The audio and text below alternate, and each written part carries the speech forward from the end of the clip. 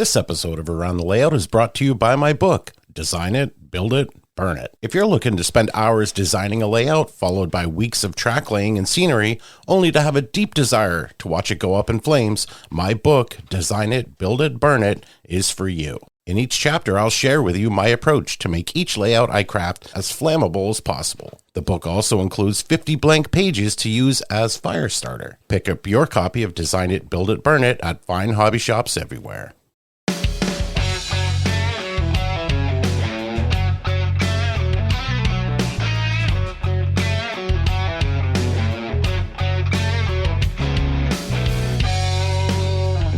Well, hello, everyone. Welcome to Around the Layout, where model railroaders come to tell their story. I'm Joe Mammay, and today we are happy to bring you our very special guest, Ray Arnott. Ray, welcome to the show. Joe, so great to be here. Appreciate you having me on the show. Absolutely, Ray. You've been on my list of people I've been wanting to get on the show. And I guess without further ado, let's get right into it, Ray. Absolutely. What is it about trains for Ray Arnott? Oh, that's a really good question. I think that's a question that's asked to a lot of model railroaders, isn't it? Like what got us into trains in general and what's our appeal? Yeah. I'm not sure what really started. I know when I was probably before I was born, my dad bought me a TYCO Chattanooga choo-choo. And, you know, I grew up, with a HO model railroad. I grew up in the town of Baltic, and it was well after they had closed what is now the Willimantic branch, the line that goes between Willimantic, Connecticut and Plainfield, Connecticut. So I didn't see a lot of real prototype growing up. And then we moved to the town of Scotland, where there wasn't really any railroading at all. But I'm not sure what exactly brought me into, the appeal to it. I just know that, I had toy trains when I was growing up. We never really got to set them up because there really wasn't a whole lot of room for it.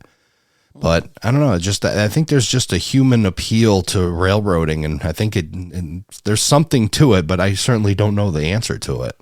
Yeah, absolutely. There's something about these large steel beasts moving on steel rail, and it sounds like the seed was planted early, from your dad buying you the Chattanooga choo-choo train set. And I'm sure when you're out and about driving as a kid, you saw railroad tracks, and it kind of fostered the interest a little bit. I was always looking, and I guess maybe when I was a little bit older, my mom worked at a store, Benny's, pretty popular amongst those that live in southern New England will remember Benny's, a hardware store, kind of a hardware, auto, home store. It was Walmart before Walmart. And but anyway, they had a location in Norwich, Connecticut, right along the central Vermont. And I do remember as a kid, the building was so close to the tracks that when CV would go by, it would shake the building. And if we were there as kids with my mom, I'd hear that and then maybe get downstairs because her office was upstairs with no windows and maybe just catch a glimpse of green and yellow going by. And I didn't understand the operations. I certainly didn't understand anything at all about it. But early on, there's just something about it. I think maybe the size, the power, the rareness, maybe the fact that it's like kind of catching something. It doesn't, especially if you're on a line like that that's not overly active with a whole lot of trains. It's kind of a thrill to see something there. Yeah, absolutely. That sounds like exactly like you said, where it's the rareness where they're there, and I'm sure you know that they go through there. It's a matter of when and if, and just happen to be there. And when you catch one going through, that's definitely a treat and definitely gets the adrenaline going at a young age. Yeah, for sure. And I can also say, like in Baltic, we would go where that line was, where I grew up when, again, we moved to Scotland in 1985.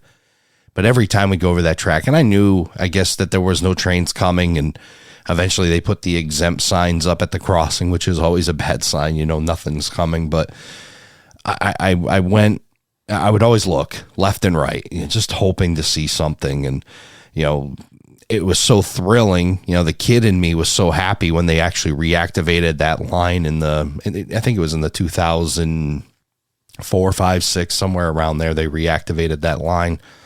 And to get to see trains going by, the old Western Grain. There was a Blue Seal dealer in this real small white depot type building that was right next to that line. And just to see pictures of the train going by that again, it was just really cool to, kind of fulfilled that childhood fantasy of seeing that train. Yeah, it sounds like with the line being revitalized, kind of revitalized something in you, an interest. Yeah, and that was right around the time I started finding interest in trains again. And, through my childhood, again, we didn't have really a big space in our house. We lived in a 1930s built Cape, and there just wasn't a spot for HO. And of course, we didn't understand it either. We thought, the only end goal of model railroading was to build a 4x8 and run it around in a circle. We weren't exposed to that, and we were prior to the internet and all that great information that we have now. And then my dad took a attempt to get me into N scale because we could maybe get some N scale stuff going. Yeah. So in the corner of my bedroom, there was like this, cutout for the dormer that was in the front of the house, and it was about the right place to put. I don't know if it was 6 or 8. It probably was like 6 feet by 2 or 3 feet. He put a piece of plywood in there, and we attempted to model an N scale layout, but we attempted this hill climb and then back down, but we didn't understand, grades and how to do that. So it never got completed. And of course, by that time, I was hitting that age where sports became more important, and hockey bit me. And, I started getting into roller hockey and doing those things with my cousins, and then eventually on teams. And that really led up into my 20s. And that's when, after that era, that's when really railroading and then model railroading came back into my life. Wow. Okay. Yeah. So it sounds like that once you got a little bit revitalized in railroading, building that small N scale layout to fit the available room you had, would that say that kind of carried a little bit of itch? Yeah. I always wanted to see it. I just didn't know how. I guess maybe the how to do it really was kind of left in the air. I wanted to model railroad, and I certainly, anytime I saw somebody with any model railroading, which was very limited, I was certainly interested and certainly, intrigued by it. But no, it really for me, in where my real railroading and model railroading and everything else that comes with that really started was actually when I was 25 years old.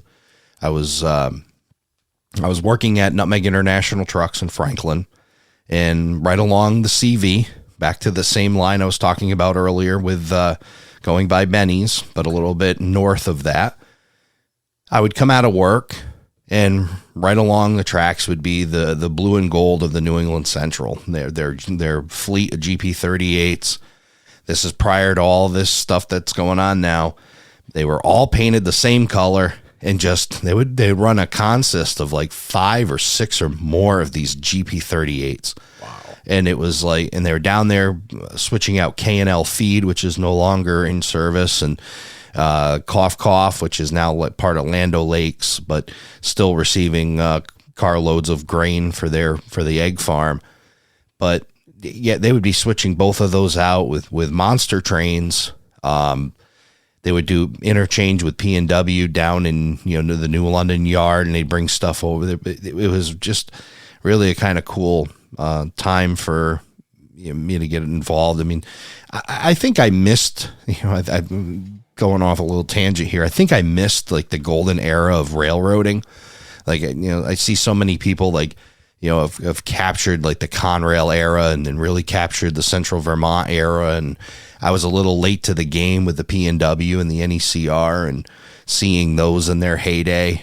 It just, I feel like I kind of missed it. But then again, I think if you talk to the person that was watching that era, they probably say they missed the grand era of the New Haven or the Penn Central, or, that they think it's when they saw the Big Blue come out on, from Conrail, they thought that was a disaster. Like we think that candy corn is now from the G&W. So yeah, it's hard. It's like, you got to really lock yourself into, that mentality that, your era is going to be great to somebody else down the line. But I'm glad I was able to, and I only had a little point and shoot camera, but I do have some photos of the NECR in Franklin doing that switching, and that's really where it started to kind of fester in me, the idea of railroading, and then eventually model railroading. Yeah, okay, so it sounds like you were kind of exposed to operations right outside where you work. You got to see the 4 or 5 GP38s of the New England Central doing their thing, long cuts of cars, and that kind of maybe sparked a little bit of interest for operations. It's funny because I was exposed to it, but it didn't click. Okay. I came watching New England Central, and then that's became my habit of lunchtime. Go down, see if they're in Franklin, see if they're climbing back up the hill, because that's a really cool climb. When you come out of Franklin, like you're heading back to Windham, you're going up the hills there, and it's a pretty hard pull, so you can hear them for quite a while, a Bonacci pulling that hill. So I would go up there and maybe watch them go by, and then it interested me again back in model railroading because I started searching. Now we've got the internet. I can bang around and get information. So I search out New England Central, and lo and behold, Atlas did a run of New England Centrals in GP38 paint. So I said, okay, that's that's cool. I'm gonna eventually saved up, and I bought a couple of them. I had no idea about DCC. I was just thinking that DC is the only world. And then I happened to wander into a hobby shop, and I'm not even sure how I connected with it, but I walk in and I'm asking them about this DCC thing, and they turn me on to the NCE Power Cab, the same one I have today. Okay. So, and then they talk about the coders and start understanding that. But going back to your question about operations, I was heading back towards and built another 4x8 oval layout, which there's nothing wrong with. Listen, anybody, that listens to your show here that thinks that, if there's anything wrong with 4x8, there isn't. But the operations thing didn't really click, although I did buy a grain mill to put on that 4x8, and I did put a siding so I could put cars there, but I never really thought about the operations thing. That came much later. Okay. But again, then I was bit, and I'm trying to piece together 2005. I really didn't have a whole lot of guidance. 6, 7. That's about the time I moved out of my apartment. And then, the 4x8 kind of went aside, and I kind of parked it again. And then, really, so there's been like 3 eras of Ray Arnott's model railroading story. There's like the kid with the Chattanooga choo-choo and the N scale, to the 4x8 with just the New England Central, and then eventually getting back into it really within the last, I don't know, time's clicking by here, but the last 5 or so years of being back in the hobby. Okay. Yeah. So that's a pretty interesting timeline. I really like how you went into detail there with the 3 different layers. And so we've talked about the first 2 layers. Let's talk about this 3rd layer. It sounds like after you moved out of your apartment and you moved into a new place, was something reignite the flame for you for trains, or? Well, in 07, I moved out of my apartment, and I moved into a temporary space, and then I moved back to that same apartment, which is kind of just an odd thing, but I ended up back in the same apartment, and I don't really recall doing a whole lot of that. I was single at the time. I was still interested in the hobby. I certainly loved trains and loved seeing trains. I actually started doing more rail fanning about that time. I'll tell you, rail fanning was such huge therapy for me.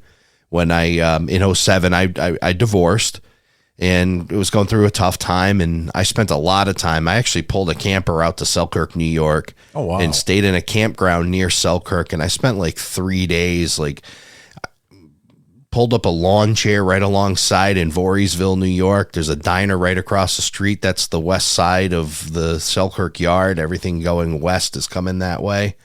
And I would just get up there just before sunrise and just watch the parade coming out of Selkirk back in the the pre-PSR days of CSX, and yeah, it was just like a super highway of trains, and it was so wild, especially coming from my background where I didn't really see much trains, and then you see some short lines and regionals around here that that operate maybe daily, but you see it once or twice go down the line to this whole massive super highway of trains, and it really was eye-opening.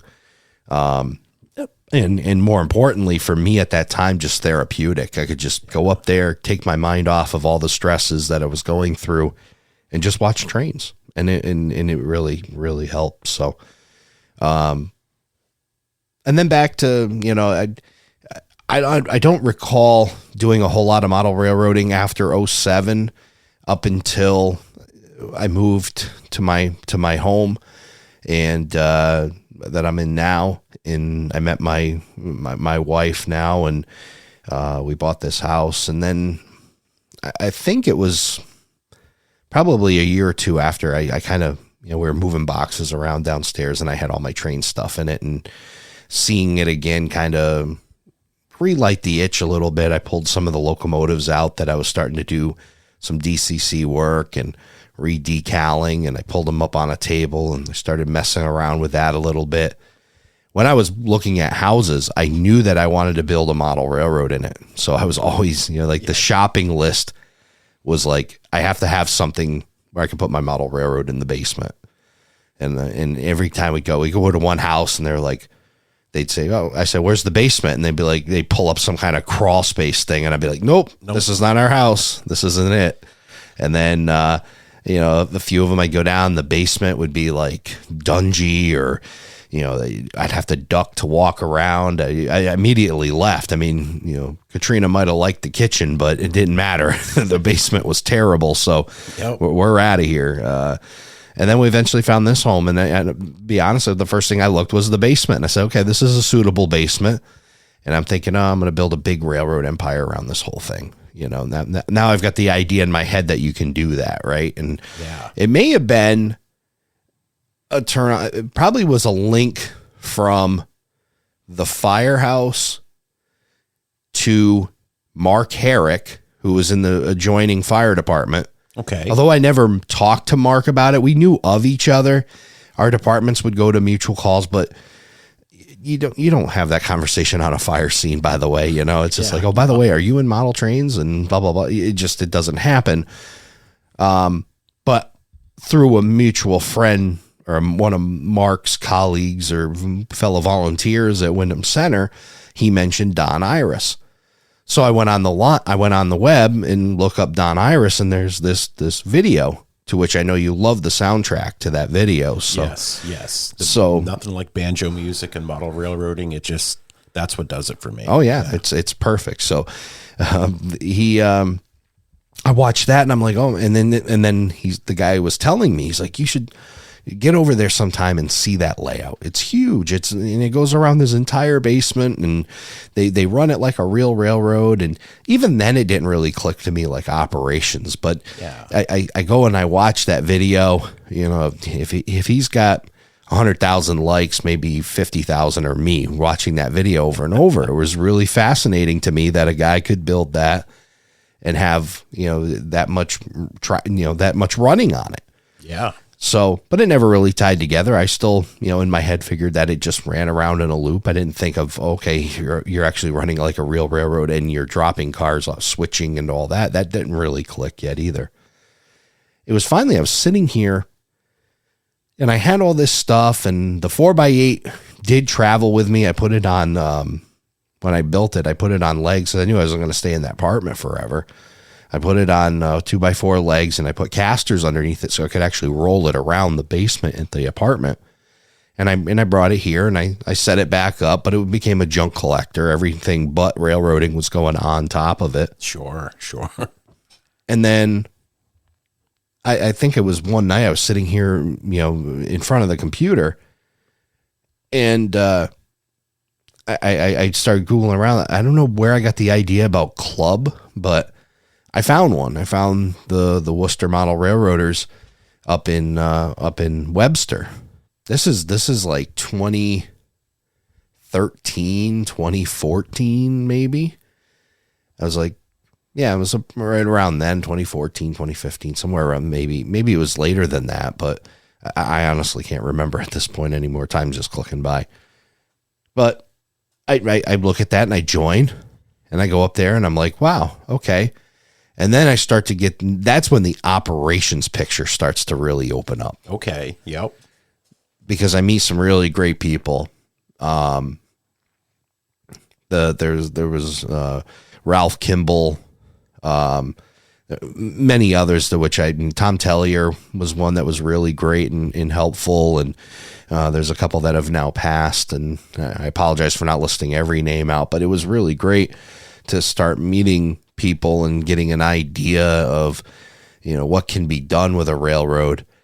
And then really the key element for me in model railroading, the point, that pivot point, right, where it goes from, a gradual climb to a almost like a lift off, was meeting Mike Du Bois. Okay. And that's where I met Mike, was at the Worcester Club, and Mike and I hit it off very quickly. And I knew that, within a few weeks, he was going to be a lifelong friend, because our humor was the same. Our outlook was the same. But more importantly, our geekiness for the railroads were the same. Like the minute details that him and I both paid attention to, and the things that mattered were like the same. And nice. when you find somebody like that in life, where, they make you feel like you're not weird anymore because there's somebody just like you that's equally odd or equally different. Now you don't feel so. Now you've got like people, and him and I just hit it off. But that's where I really started to get my mind open to operations. So Mike kind of led me in with Ken Geekus, the president of the club. And I had the first time I actually did train operations was through that club at Ken Geekus's layout. He models the Union Pacific. And I worked with Kyle LeBlanc, who we both know now. And that's where I met Kyle LeBlanc. And Kyle, I was like, I had no idea what to do. Like, I don't know, a switch list. What's this? It's just a bunch of car numbers written down. I don't know what to do with this. And yeah. Okay, so what are we going to do again? So he says, well, listen, he goes, we'll do a 2-man crew. I'll work with you, and we'll do this. So I learned a lot, and I still use a lot of the stuff I learned even in that first operating session about, theory of switching and the things I do. And sometimes they work, sometimes they don't, but, pulling empties first, getting them. And then, there's a lot of things that I learned from Kyle right in that first operating session. And then I was hooked. I really was. I was like, it's purpose, right? It's, it's not just watching the train go around. And again, if there's people that like that, and I do too. I mean, listen, I'll rail fan, on a model railroad too, and watch trains go around and see them. But it was like next level, right? It was just that pivot point of, now I really have got to do this. But then it still didn't click until Mike smacked me on the back of the head. As I'm telling him, I'm like, oh, Mike, I can't wait. I'm gonna really drill down now, and I'm gonna get back on my 4x8 and get that finished. He's like, no, Ray, stop. You don't need to build your 4x8. Listen, build yourself a small switching layout. Okay. So now I'm starting to get the idea. So he's like, come over to my house. So he brings me over. Mike had a great little layout. Providence of Worcester in the 1970s. It wasn't huge, but it was double decked in half of his basement with a helix. And I was like, this is really cool. But he says, you don't have to build it all that big. He goes, just take this one section of my layout.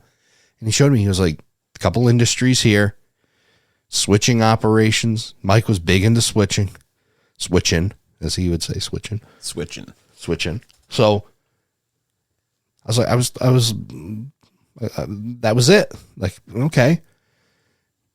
Unfortunately, Mike wasn't in the best of health, and we watched him decline, and Mike's no longer with us. He passed away a couple of years ago.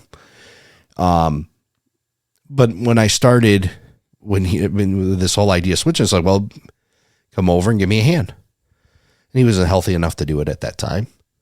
So he would come over and we'd spend, a few hours each time he'd come over. I built the bench work. I said, so we settled on 2x10, and I'm not sure why we did 10 feet instead of 8, but I'm glad it did because it worked out.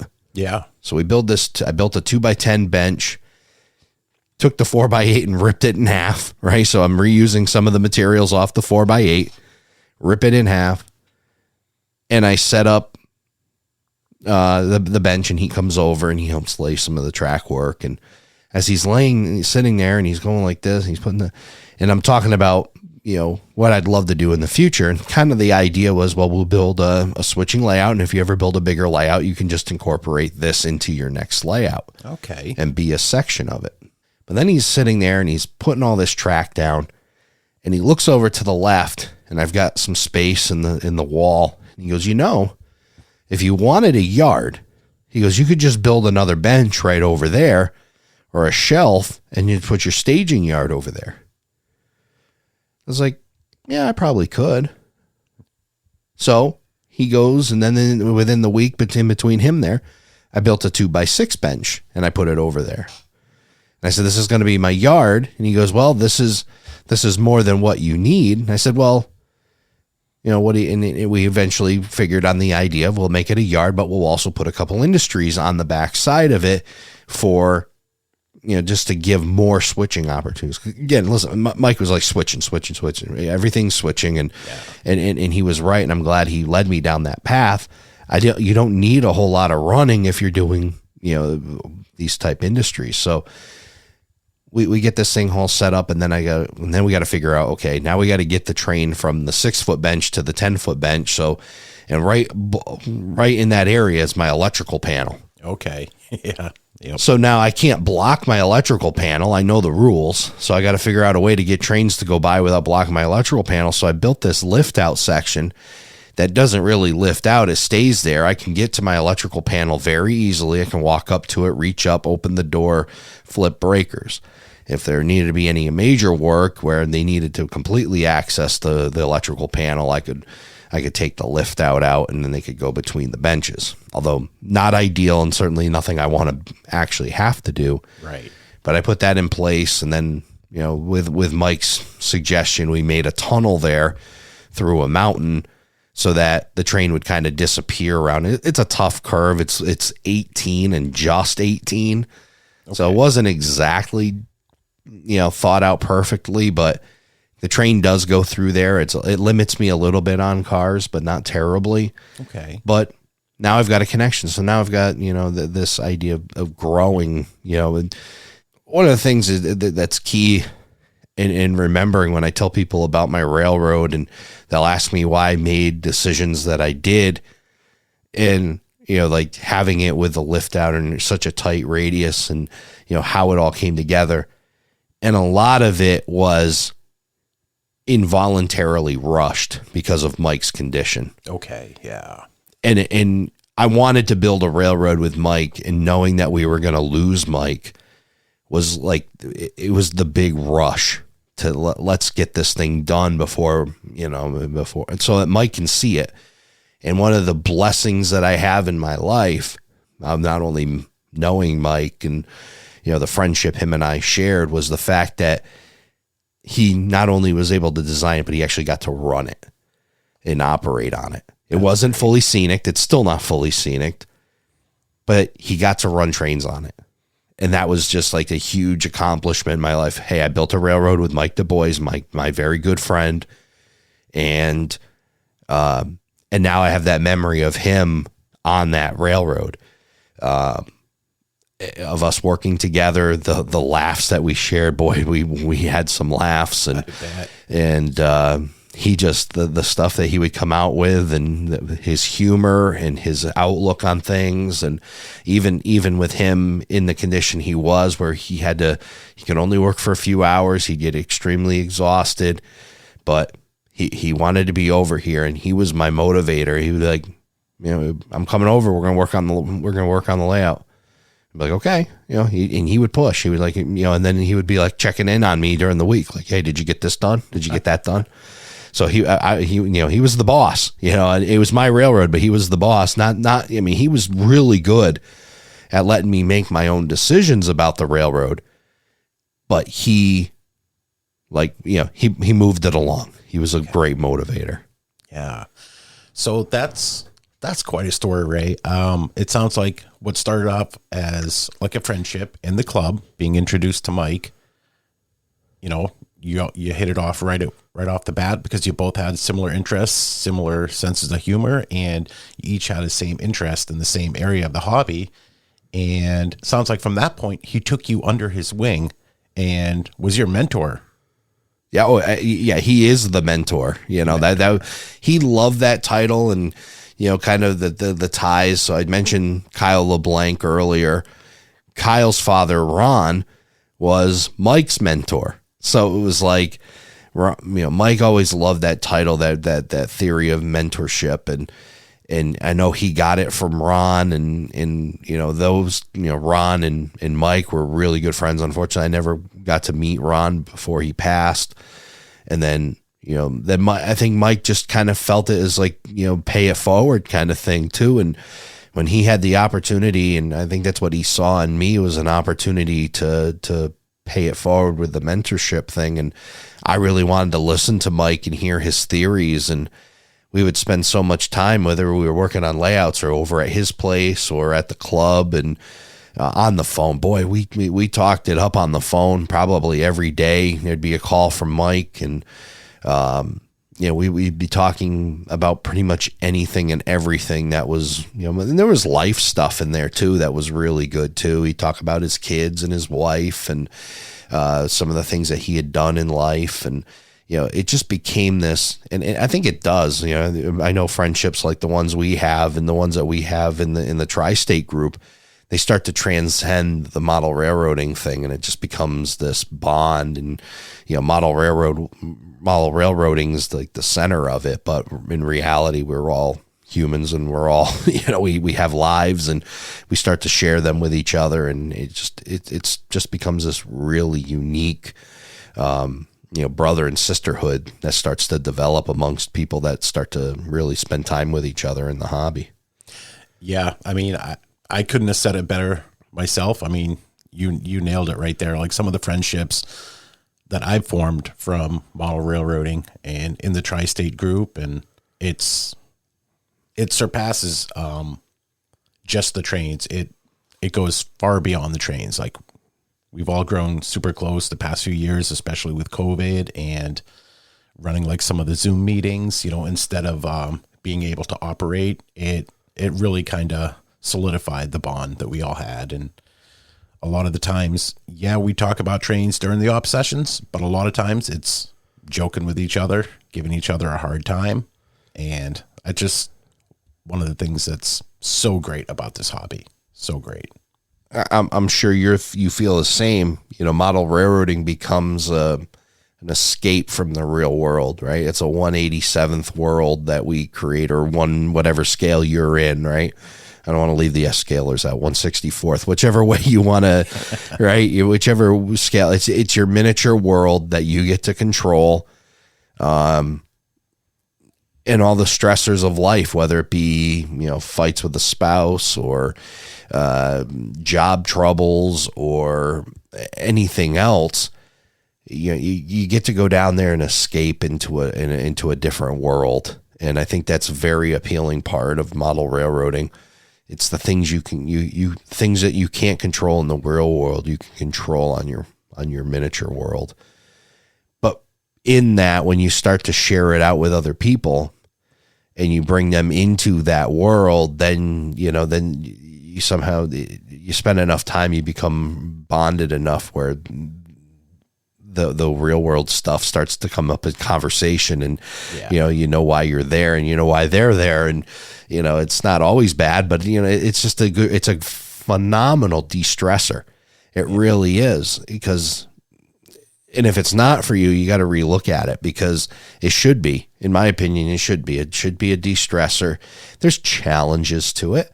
There's things that don't always come out right. Track doesn't always get laid the right way. Sometimes you have electrical problems. Sometimes you can't figure out scenery. Sometimes things, but they're all in miniature where you can control their outcome and you can change them on your own power kind of thing.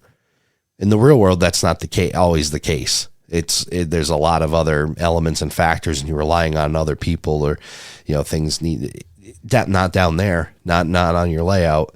So I think that's a huge part of it. Maybe back to your very first question you asked here on the show, and maybe that's kind of the appeal of model railroading too, is it really is an escape from the real world.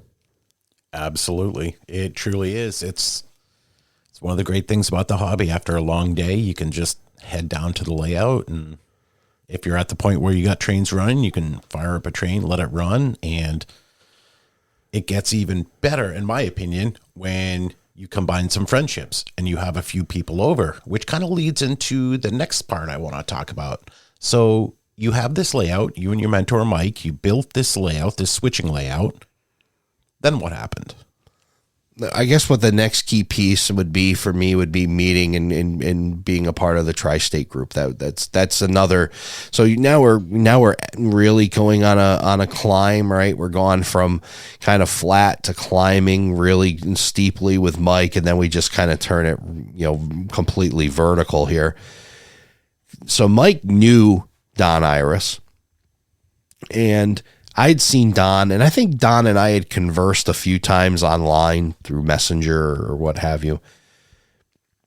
But I bought the Walthers SD70M Providence and Worcester 4301, 4302, sitting up on the shelf in my office at home now. But I was having problems with it, and the ditch lights were terrible on it. I think that became one of the big issues with the ditch lights were terrible, and then there was something else, and motor settings, and needed to be reprogrammed. I had no clue about any of that stuff, but Don Iris did. So I'm messaging him back and forth, and he finally says, well, why don't you come over to his house in Scituate, and I'll reprogram it for you, and then you can get to see the layout, because I've always I've heard about it but never had seen it. Sure. So I get over there, and holy moly, right? It's just like, wow, this massive layout.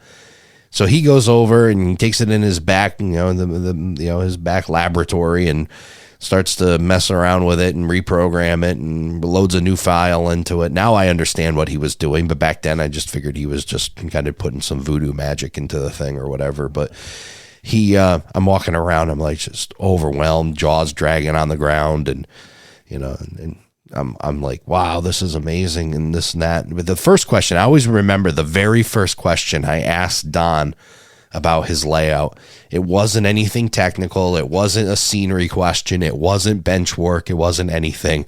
It was a political question. It was, how did you get your wife to approve you using so much room? And then he gave me his backstory, and it made it more clear that how he was able to claim so much real estate to build this beautiful railroad.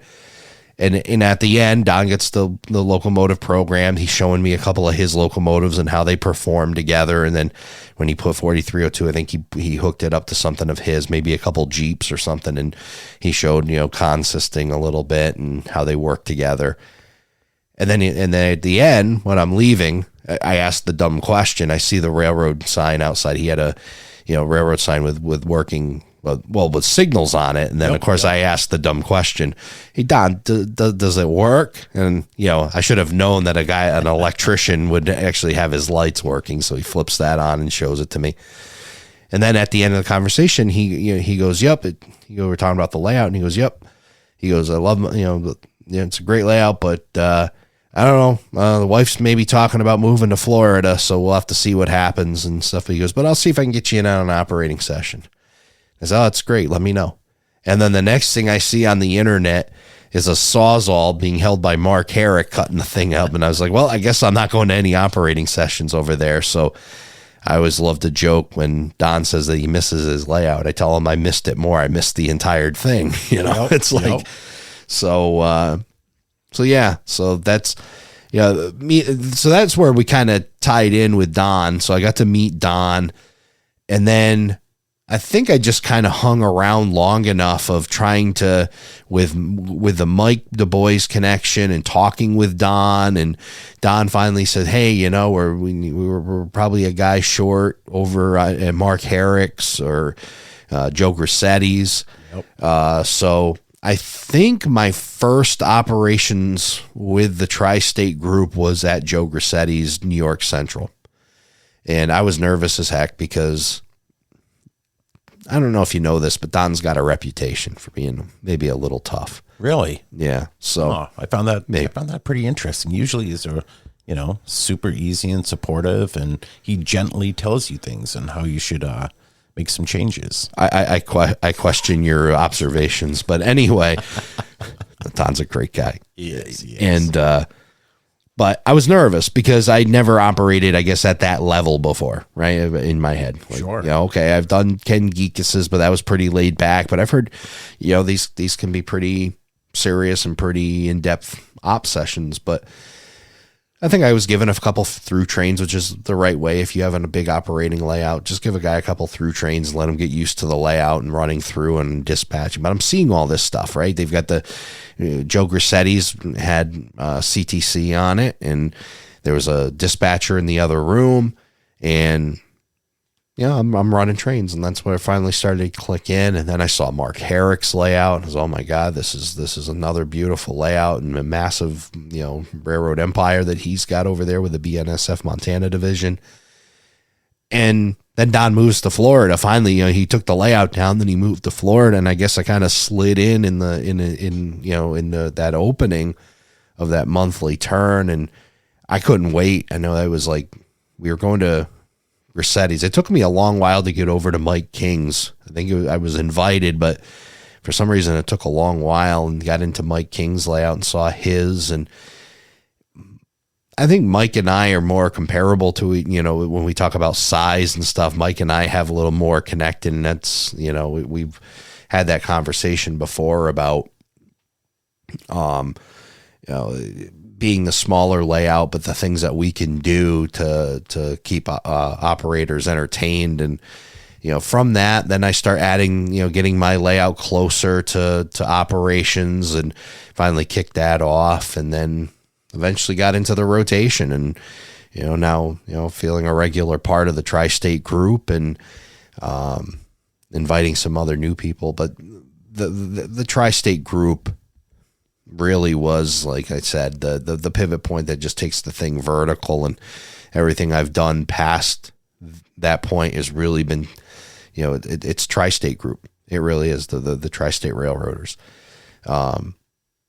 Just the support, the cool people I met, such as yourself.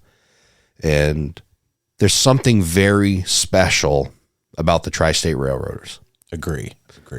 And I think the real special part of it, I look at Mark and Don and those guys as really the start of all this, obviously. But the super cool thing about the Tri-State Railroaders is there's no one kingpin boss.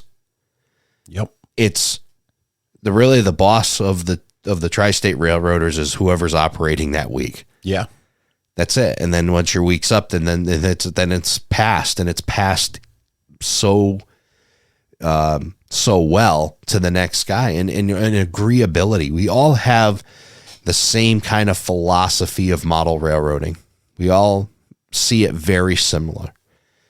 We don't take it overly serious, but we do try to make a true simulation of as much as we possibly can. But if a guy makes a mistake, we're not browbeating him, and we're not throwing him out the door.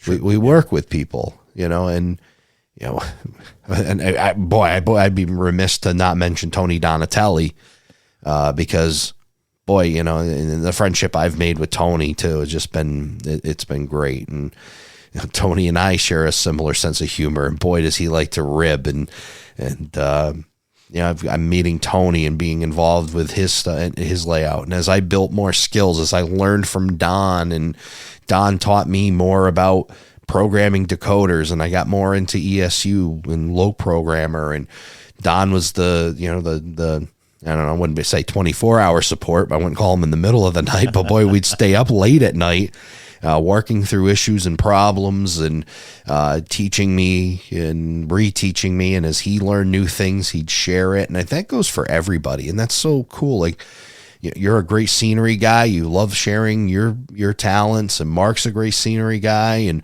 Don's a great electrical guy and operations guy, and Mike King, his ability to do 3D stuff and his technology side with Arduinos and Raspberry Pi and all that kind of stuff. And I love graphics and graphic design and making signs and taking photos and backdrop stuff. And we've got a nice equal share of just a whole pool of talents within the tri-state, and we're all just willing to share it with each other.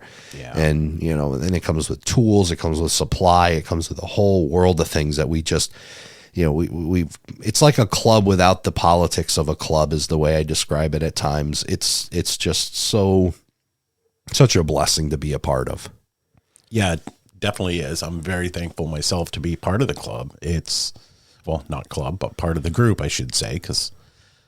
But like you said, everybody kind of brings their own thing and own interest areas, and with the same general interest of operations.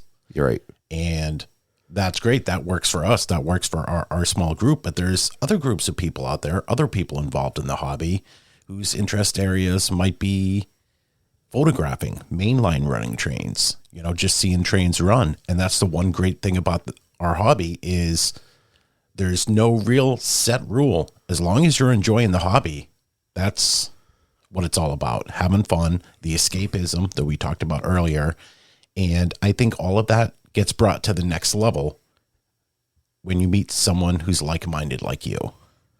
Yeah. Again, you've nailed it. It's when you put yourself out there in the hobby, and you get out from the basement and you start talking to some people, and you're not afraid to say what you really like about the hobby. If you had a niche thing, like you just like to collect, I don't know, F units or something from New Haven, that you're in the hobby. There's 1,000 points or more of entry into the world of model railroading, whether you're a collector, you're a modeler, directly, if you, or if you're just a rail fan, you're in the club. And, I think rail fanning and railroading, I think what I find is most model railroaders do like rail fanning, but maybe it's not the other way around. Maybe some rail fans don't find model railroading or pull to it. Yeah. But it's all in the same. It's what we're doing, at least what we're doing in operations. We'd love to go see the prototype because we want to emulate it. Absolutely. And, I find myself rail fanning and doing photography, and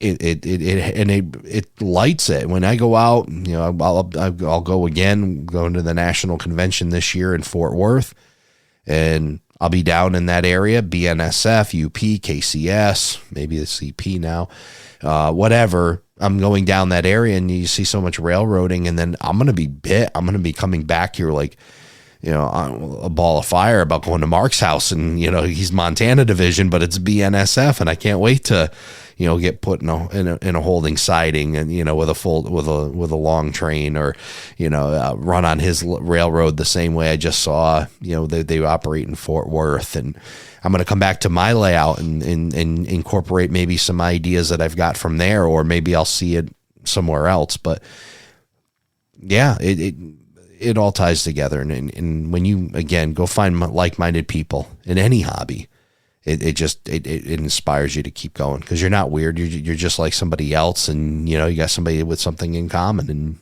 and they enjoy it just as much as you do. Yeah, absolutely. That's stated very well. And going back a little bit to your layout and the operations, one thing that always fascinates me about your layout, because I've been fortunate enough to have operated on your layout several times, and you have the 2x10 shelf, and then you have the corner piece, and then the 2x6 yard, but yet you have op sessions that last 2.5, 3 hours long with 4 operators. Tell me a little bit about that. It's kind of funny when I start with my layout, and maybe it's small man syndrome or whatever you want to call it, but after each session, I feel better because of that, right? We've got these long op sessions and, by design and whatnot. But, I look at these bigger railroads and I go, oh, man, I wish I would just a little bit longer, or if I wish I had a little bit more of this or that. And then you guys all come over and we start at 7 and, it's 9:30, 9:45, 10 o'clock and we're wrapping up trains. I'm like, what else do I need? Right. I keep these guys entertained, and we're able to incorporate a few things, and they're by design. When I was doing this railroad, I had that fear, right? We'll start at 7 o'clock, and by 7:45, we'll be up playing, Nintendo or something, right, or whatever, right? We'll have to find something more entertaining, or we'll have to run it 3 times just to make it feel right. But I sat so many hours on the stairs that overlook my railroad a bit, and I just sat there thinking about the operations, just the how do I make this last longer? How do I, and then what makes logistical sense? Okay, trains are coming in from Canada. They're going to drop an interchange with P&W, and then they're going to take the cars from P&W back off that end. And then another train's going to come grab the empties that were in the yard, or what's going to Canada out of the yard, drop it here, there. I sat there and just, mimicked the whole thing for just hours, and, thought about what makes sense, what's going to make it longer. And then I wanted to incorporate some form of dispatching. And it may sound crazy to some that I've got a dispatcher for a railroad that's maybe 22 linear feet long. Yep. But I started to say, I wanted to have that element. I wanted to, especially for Don Iris, to keep him involved because he's now in Florida, but enjoys the remote dispatching. But I didn't want to do CTC would be you'd have the glare of one signal on the back of the other, it'd just be. Yeah. So I said, well, how does the prototype do it? And they do it by track warrants. So well, let's give track warrants an audition here. So I did, and I set up mileposts and some station markers and made up some names and got that all set up so that there's spacing and make it so my operator has to stay within. It's 10 feet, but what it really is supposed to be is about 50 feet. So how do I keep them within a certain area? And that's track warrants. So then, MP 25 is the middle of the bench. And from 25 north or from 25 south, you have to stay within that area. And that allows 2 operators to be working at the same time within that area without running into each other, and limits them. They can't drag an entire train across the 10-foot bench and try to switch it. They got to make smaller moves, shorter cuts, and it makes it last. And I don't seem to be getting too many complaints. I go through that emotional roller coaster, like I mentioned, like, maybe I should take advice from your book and just burn the thing. And then I go, down and go, this isn't too bad, and then you get an operating session over here. And I'm like, what, this is what I can do, knowing myself enough to know this is what I can manage right now. I've got other projects and other things that I do. And I still run the roller hockey league. I still have other hobbies that I enjoy. The rail photography being one of them too. This is what I can manage, and it makes and guys come over and they're fine. They're happy, and I'm a part of it. I've got a turn. Once a month. I've got guys that are showing up at my house to run trains. I think if it was too terrible, nobody would show up. They'd find excuses. They would organize their sock draw that night or do something, different, right? But they're coming over to run trains. Yeah. And I still have a dispatcher down in Florida who hangs with me. It's not easy because you're doing paper track warrants, and then there's this big block of nothing. I'm glad Don's got some streaming stuff he can watch in between, and he gets his bowl of popcorn out, and and he stays entertained because it's a long time in between. But these guys are all willing participants, and again, yet another reason why the Tri-State group is so cool. Because they're willing, they're not going to say, "Oh, this, nah." They're not like that. They understand what you're trying to accomplish, what you're trying to do, and they're more than willing to be a participant in it.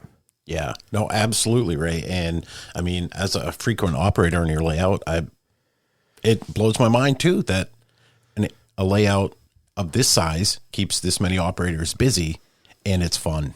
It's engaging. You're working with other crews. There's a dispatcher. You're moving freight, and it's just the feeling, the ops scenario sequence, the ops session. It's really engaging, and it's very entertaining. And I've told you a few times, we all show up. Every time you have an ops session, we all show up because we enjoy running on your railroad. And speaking of your railroad, a question I probably should have asked earlier is, what exactly is it that you model? All right, so let's talk about it. The railroad is entitled the Providence and Worcester and New England Central Interchange Model Railroad. And I was an NECR guy. I mentioned that. Yeah. In the beginning of the show, I was really big into NECR, but I moved here to Plainfield, and my house is right in between the Plainfield end of the Willimantic branch and right along the Norwich Main. As that comes together, used to be at a diamond in Plainfield. Plainfield has a very rich railroading history, and it's really neat to see that. And being here, I've got the Norwich Main in my backyard. I've got the Willimantic branch in my front yard. It was hard not to do Providence and Worcester. Sure. So, you see it enough. They're your neighbors, and you kind of fall in love with them, and that's kind of what it is. So, but I still had a love and affair with the New England Central. I just loved the blue and gold, and I'm glad there's 2 locomotives still out there in that paint scheme. Only one still on the NECR, and my very favorite, the 3855s out in Connecticut Southern. But I that's where I had to start. I had wanted to keep the NECR, keep the P&W.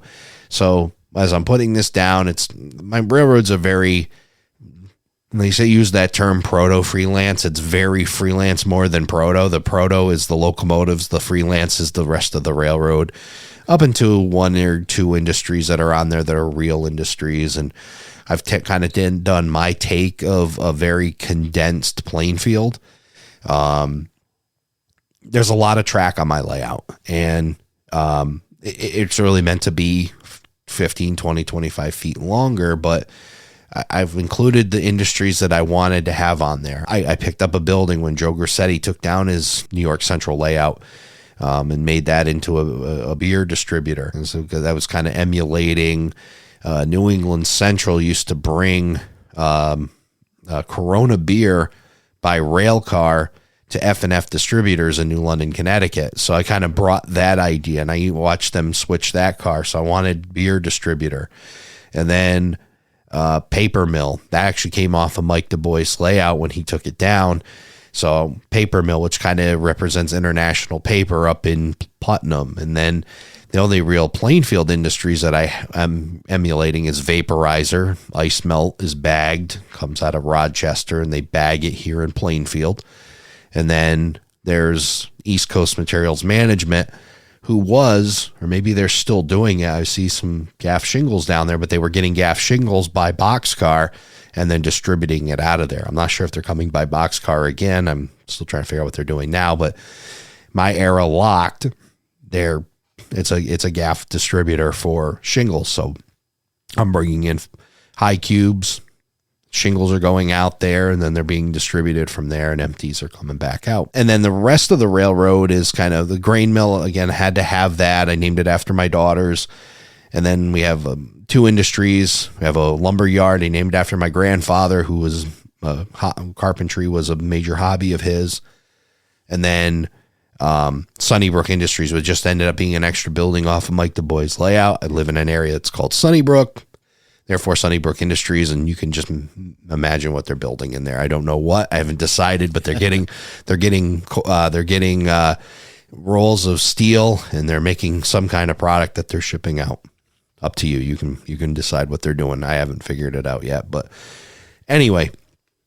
And so that's kind of my railroad. It's a mocked up interchange between the New England Central and the Providence and Worcester, which they do.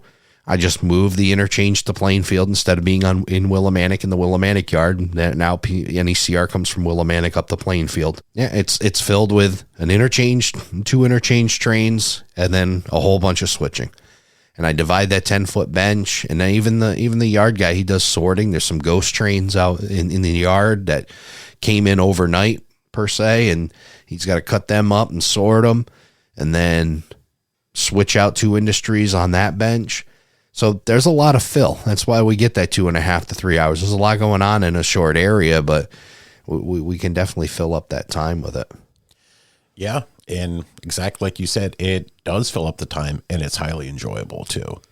And some of the operations that I've noticed from my limited understanding of the NECR and PNW in this area is that your operation scheme kind of follows the prototype. It does. Like I said, I've changed the locations, but the names and purpose may not have been. New England Central brings cars down from Canada, picking stuff up along the way, and I emulate that. The 608 job is a Palmer to Plainfield turn, not a Plainfield to Willimantic turn, but bringing product out of Canada. I did a lot of research, and it's not 100% accurate, and I certainly wouldn't want somebody to come and rivet count my commodities and where they're coming in and out. But I've done enough research to kind of sell it enough where it had to make some kind of sense, some purpose for the railroad, that products are being brought to a customer, and they're being something's being manufactured there. Not just, okay, move this car to here, to here, to here. I wanted a full purpose. It's why I chose car cards and waybills for my operation, because I put a lot of time into the waybill aspect of, the shingles. Where are they coming from? Where are they going? In figuring that out. I spent a lot of time on Google Maps. I'd look at factories and, lumber mills to see if they were rail served, to make sure that the locations I was using seemed to be accurate. And if I saw rail cars there, I said, okay, I can sell that. They're coming out of, whatever. They're coming out of Quebec, or they're coming out of British Columbia, or they're coming out of Montana, or wherever else. I was able to try to sell all of that and make it work. Yeah. And work it does. I mean, like I said, as a regular operator, the ops theme is very believable. I don't question it at all. It just flows very smoothly, and it really makes you feel like you're operating on the real thing. So I guess what's next for Ray Arnott, the modeler? I gotta get you over to my layout here. We completed the mountain, Du Bois Mountain. That's in honor of Mike. We named the mountain after him, and after having some track issues and some problems, we've got that reclosed in. Now we got some dirt on it, but now it's time to put some forest floor down on it and get some trees on it and get some real scenery going. I'm hosting. I'm part of the Nutmeg division of the NMRA, and they're having a meeting pretty locally here in a couple of weeks. And I've volunteered. I never thought I'd do an open house for my layout, but wow, but then I was encouraged. I was like, I probably should share it with some people. And the Nutmeg group is a good group of guys. And I said, well, I'll have them over, and we'll open up the layout. So I'm getting ready for that as well, doing some cleaning up and getting it so that it can be shown. And I actually plan on operating the layout during it, having not a full op session, not dispatched, but just having some guys over to run trains, so that when people come over, they get the idea of what's going on. I mean, you can look at the railroad, but to see it working is a totally different thing. And I really got that suggestion from Kyle LeBlanc, and I thank him for it, that have guys come over and see trains moving is a huge thing, and they kind of figure it out. I think our group, the Tri-State Railroaders, and the way we operate, I just really enjoy it. And I love sharing it with other people. That the theory of it's not fast. It's not the longest cut of cars that you can get. It's enjoyable. It's the process. It's not the result. It's the process. That's the enjoyable part. Yeah. The result is you go home because it's done, right? The process is the part where you're having the most fun, when the trains are running, when you're switching cars, that's what you want, and just make it last, make it enjoyable. And I'm glad I've got great operators that come over to my layout and understand my theory, and that we share that common theory of just slow down, run them slow, run them easy. Tony Donatelli, same way. Mark Herrick, same way. Mike King, same way. It's not a race. Well, enjoy it. Go slow. You're going through compression. You don't need to do 40 scale miles an hour. You're going through compression. You're going to get there fast anyway, so might as well slow it down and enjoy it. So we're in that like mind, and it's great to have guys like that, and I can't wait to share it with the Nutmeg Group. Yeah, that's a great thing that you're doing. You're opening up your layout to new people to share the hobby, to pay it forward, as people have done it, for you and many of us in the past, and that's just another great aspect of the hobby. Absolutely. All right, Ray. Well, we could easily sit here for another hour or two talking about trains, but we're getting short on time, so we're going to wrap it up. Thanks so much for coming on the show. Joe, great to be here, and love listening to the podcast, and appreciate you having me here. Thank you for joining us for this episode of Around the Layout. You'll find more about today's show on our Facebook page, facebook.com/Around the Layout. Learn more about the show and check out past and future episodes on our website, aroundthelayout.com. And send us your feedback. We'd love to hear from you. aroundthelayout@gmail.com. Thanks again for hanging out with us around the layout.